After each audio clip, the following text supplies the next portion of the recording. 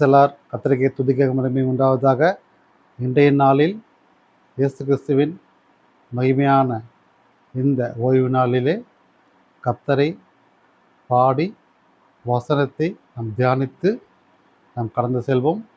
இன்றைய நாளில் கர்த்தர் எனக்கு கொடுத்த நல்ல வார்த்தை விடுதலை நாயகன்.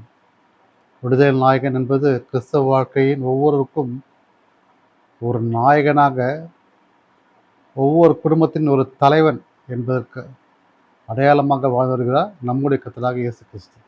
அவர்தான் நம்முடைய ஒவ்வொருவருக்கும் ஒரு நாயகனாக உள்ளார், ஒவ்வொரு குடும்பத்திற்கும் தலைவனாக உள்ளார்.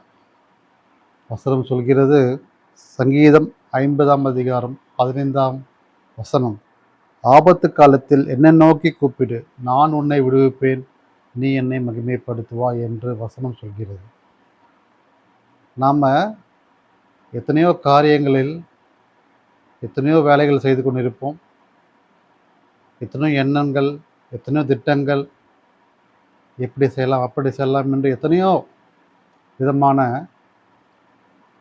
ஐடியாக்கள் நம்முடைய எண்ணங்களில் வந்து கொண்டே இருக்கும். நம் வாழ்க்கையில் இதை செய்ய வேண்டும், இதை செய்யக்கூடாது, அப்படி செய்யலாமா, இந்த மாதிரி செய்யலாமா, எப்போ கல்யாணம் பண்ணலாம், எப்போ அந்த வேலைக்கு நம்ம போகலாம், எப்போ இந்த ஊருக்கு போகலாம், எப்போ மகனுக்கு திருமணமாகும், எப்போ மகளுக்கு திருமணமாகும், எப்போ மகளுக்கு காலேஜ் இடம் கிடைக்கும், எப்போ நம்ம ஹாஸ்பிட்டலுக்கு போகிற டைம் இருக்குது. இப்படி நம்ம நிறைய திங்க் பண்ணிருப்போம். சொல்லப்போனால் நம்ம பயனுள்ளதை பயனற்ற திங்கிங் அதிகமாக செய்வோம்.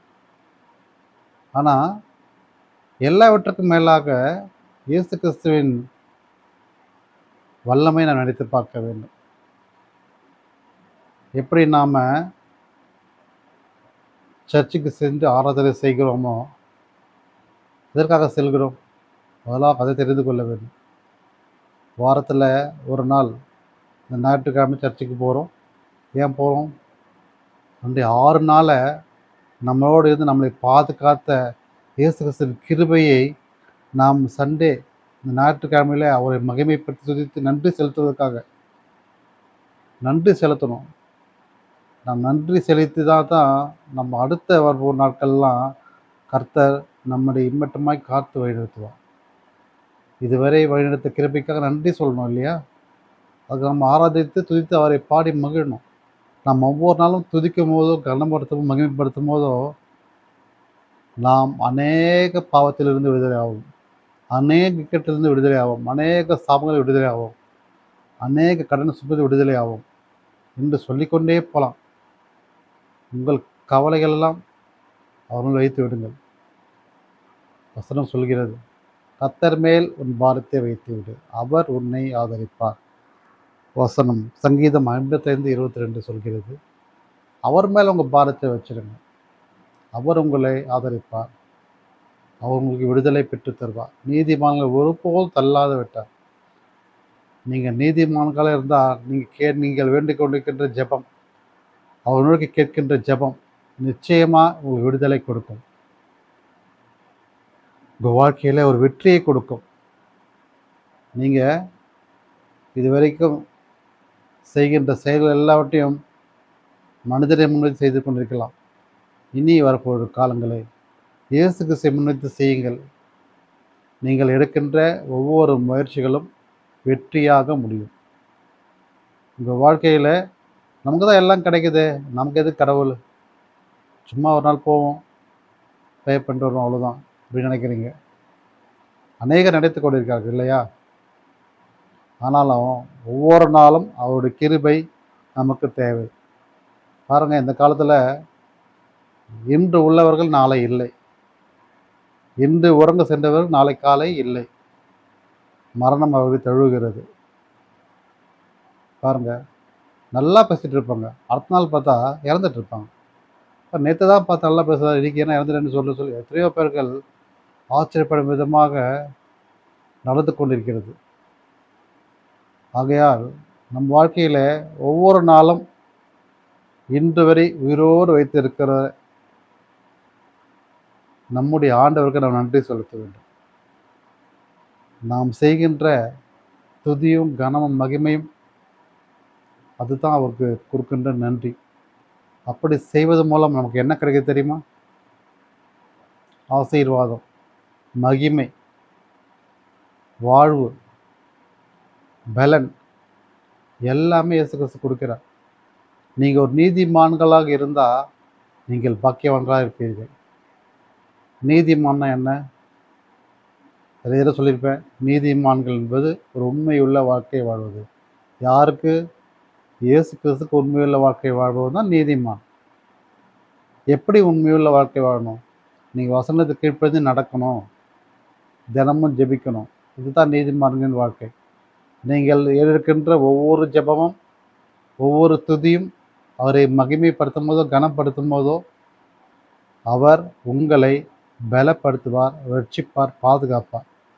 நீங்கள் எங்கே போனாலும் சரி, எங்கே வந்தாலும் சரி, இயேசு கிறிஸ்து உங்களோடு இருந்து உங்களை பாதுகாத்து அரவணைத்துக் கொள்வார். வேல் வசனம் சொல்கிறது, யோசுவா 1:5, நீர் உயிரோடு இருக்கும் நாளெல்லாம் ஒருவனும் உனக்கு முன்பாக எதிர்த்து நிற்பதில்லை. நான் மோசையோடு இருந்தது போல உன்னோடு இருப்பேன்.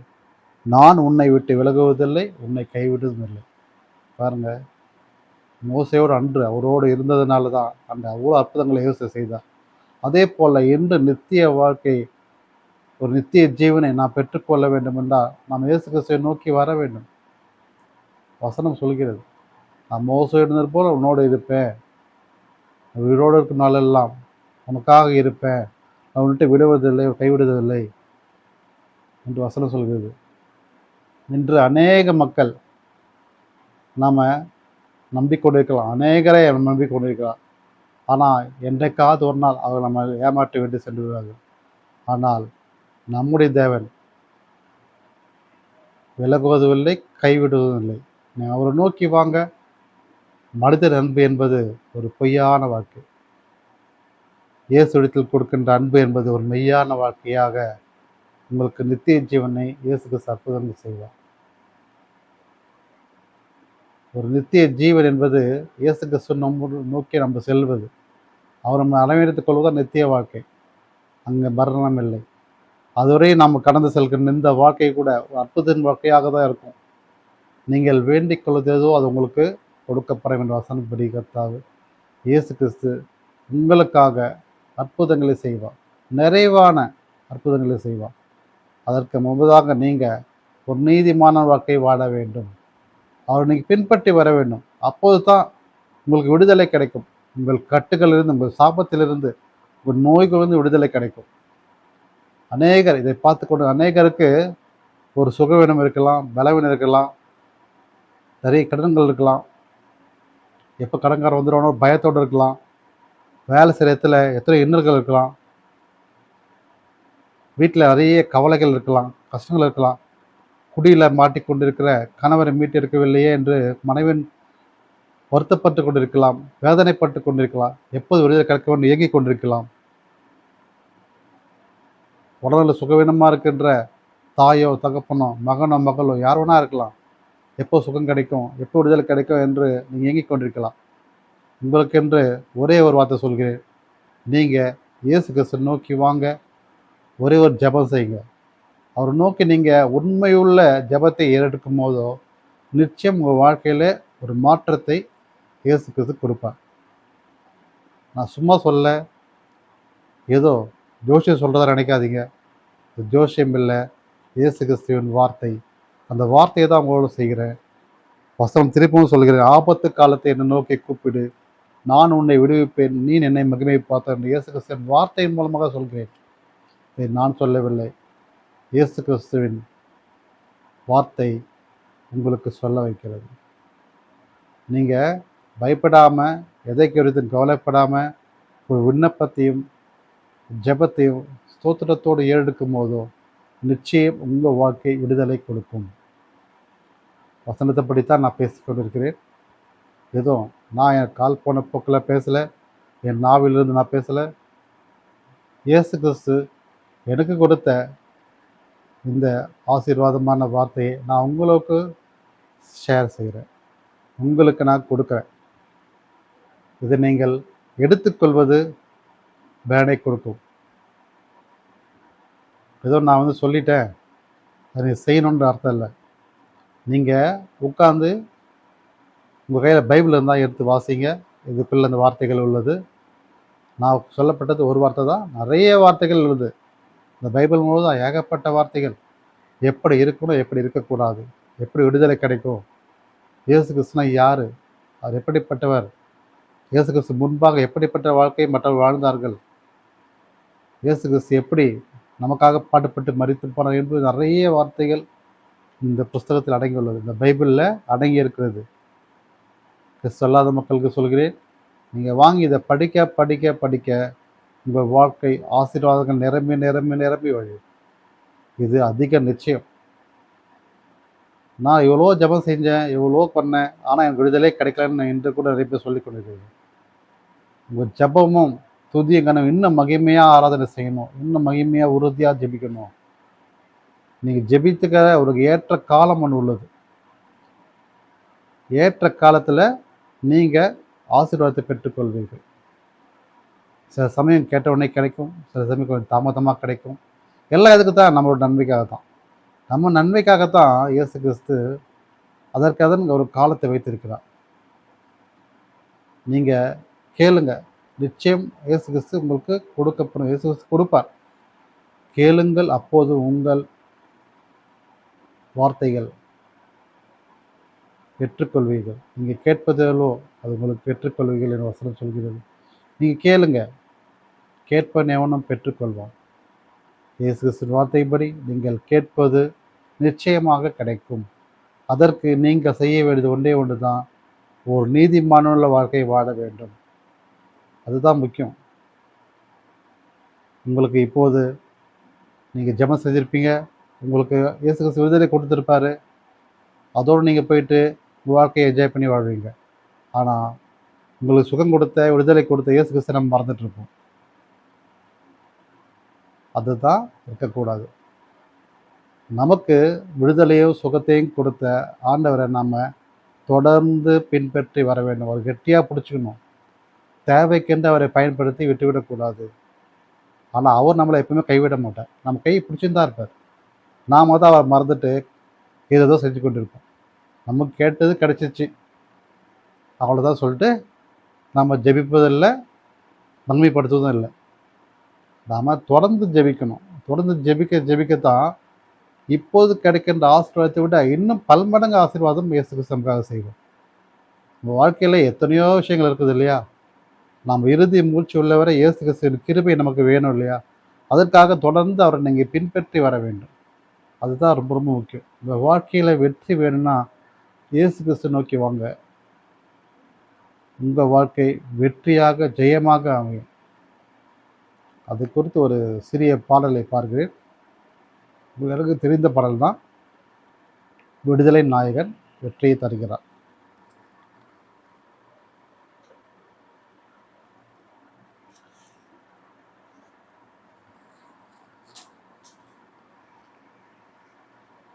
பாடலாமா? விடுதலை நாயகன் வெற்றியை தருகிறார், எனக்குள்ளே இருக்கிறார், என்ன ஆனந்தம். விடுதலை நாயகன் வெற்றியை தருகிறார், எனக்குள்ளே இருக்கிறார், என்ன ஆனந்தம். நான் பாடி பாடி மகிழ்வேன், தினம் ஆடி பாடி துதிப்பேன். நான் பாடி பாடி மகிழ்வேன், தினம் ஆடி ஆடி துதிப்பேன். எங்கும் ஓடி ஓடி செல்லுவேன், எங்கும் ஓடி ஓடி சொல்லுவேன், என் இயேசு ஜீவிக்கிறார், என் இயேசு ஜீவிக்கிறார். விடுதலை நாயகன் வெற்றியை தருகிறார், எனக்குள்ளே இருக்கிறார், என்ன ஆனந்தம். மறுபடியும் பாடுவோம். விடுதலை நாயகன் வெற்றியை தருகிறார். எனக்குள்ளே இருக்கிறார், உனக்குள்ளே இருக்கிறார், என்ன ஆனந்தம்.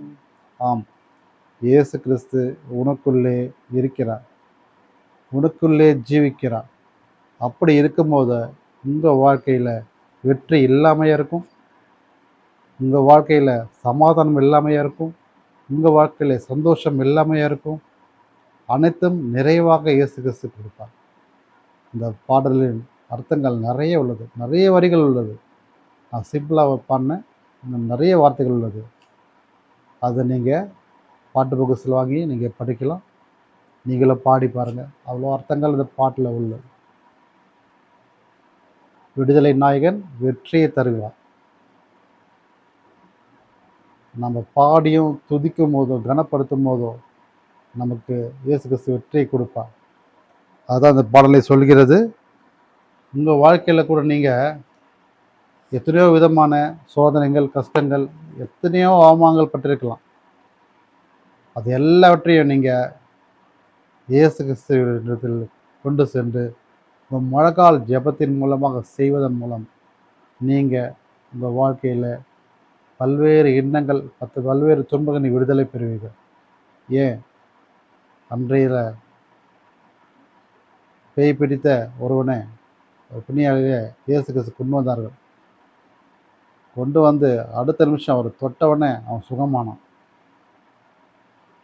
பாருங்க, எங்கேயோ எத்தனை வருஷங்களாக இருந்த அந்த பிணியாளியை இயேசு கிறிஸ்து சுகம் கொடுத்தார்.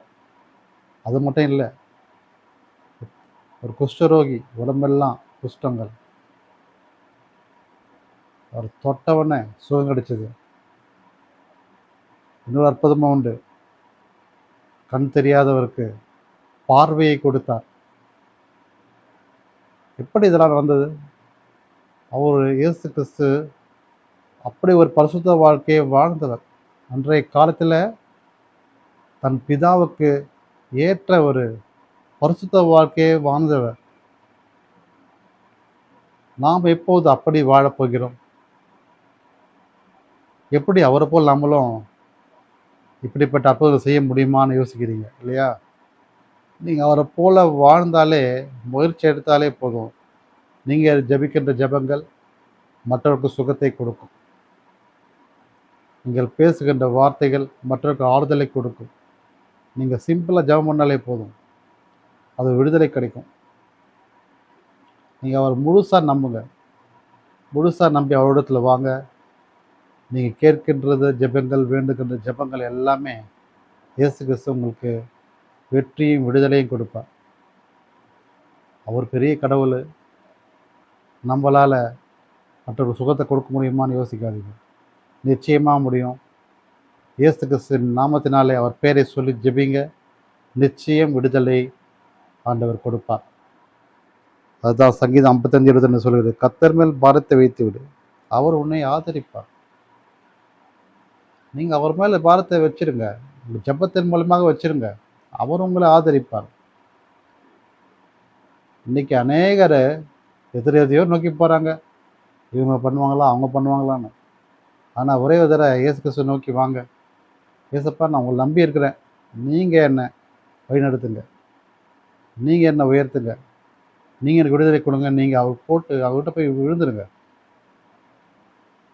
அவர் உங்களை நிச்சயமாக கை தூக்கி விட்டு உங்களை உயரத்தில் கொண்டு சென்று உங்கள் வாழ்க்கையில் சந்தோஷத்தையும் சமாதானத்தையும் கொடுப்பார்.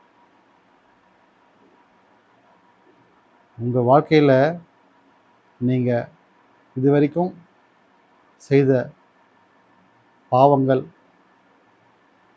மற்றவர்கள் நீங்கள் செய்த இன்னல்கள், மற்றவர்கள் நீங்கள் கொடுத்த சாபங்கள், மற்றவர்களுக்கு நீங்கள் கொடுத்த வேதனைகள், எப்படி எதுவாக இருந்தாலும்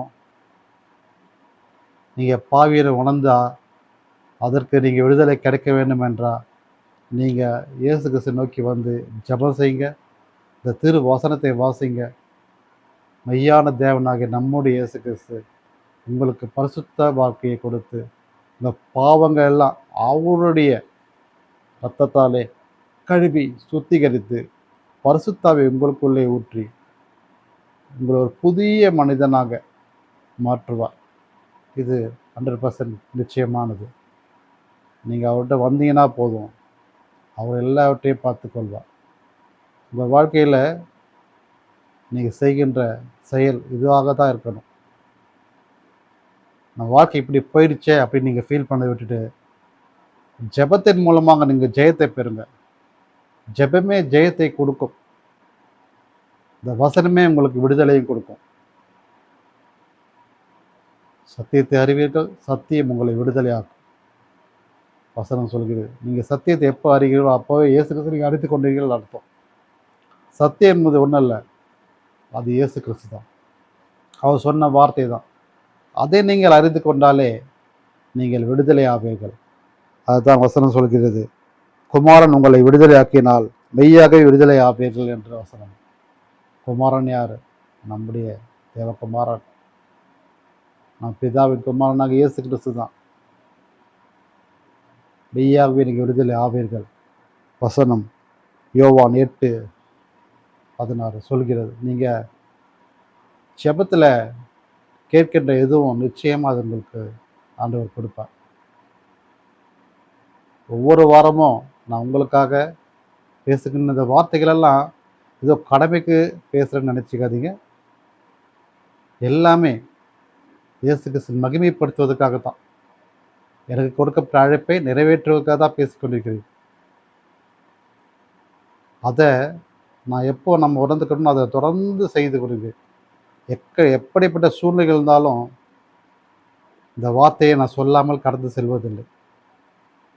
நான் மட்டும் குடும்பத்தினர் அனைவரும் ஒவ்வொருவரும் பேசும்போது அவர்கள் பேசுகின்ற வார்த்தைகள் எல்லாமே இயேசு கிறிஸ்து கொடுக்கப்பட்ட அழைப்பு தான். அந்த அழைப்பை அவர்கள் ஏற்றுக்கொண்டு அவர்கள் செய்கிறார்கள். உங்கள் வாழ்க்கையில் கூட இயேசு கிறிஸ்து உங்களை அழைத்தால் நிச்சயம் நீங்கள் நிறைவேற்றவராக இருக்க வேண்டும்.